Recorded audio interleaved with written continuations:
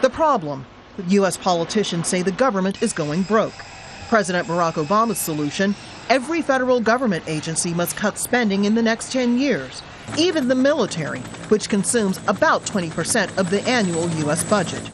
Our challenge is ensuring that as we build the military for the future, we are able to defend this country for the next decade at a time of fiscal austerity. Already, Panetta and staff have drafted at least $450 billion in spending cuts in the next 10 years. Among the targets, the number of ground troops slashed, generous health care benefits gutted, orders for new jets canceled, even military bans scaled down.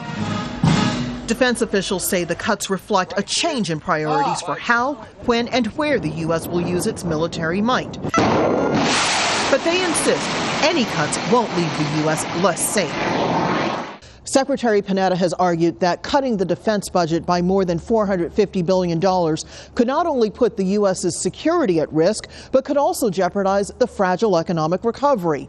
All sorts of businesses, from real estate firms to retailers to plane and ship builders, depend on defense dollars. Panetta repeated the point during a recent discussion with shipbuilders in Connecticut. The most important element that I also have to protect is the industrial base in this country.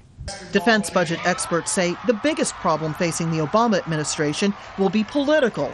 Cutting spending means cutting jobs in an election year. There's never a good time politically for a president to have to cut back on defense spending. But we're at a point now where we have a real fiscal crisis in the country. The U.S. is likely to reorganize its forces to be able to fight just one major ground war. The question for the Obama administration is, will the cuts be enough to shrink the deficit while preserving enough capability to keep Americans safe? Rosalind Jordan, Al Jazeera, the Pentagon.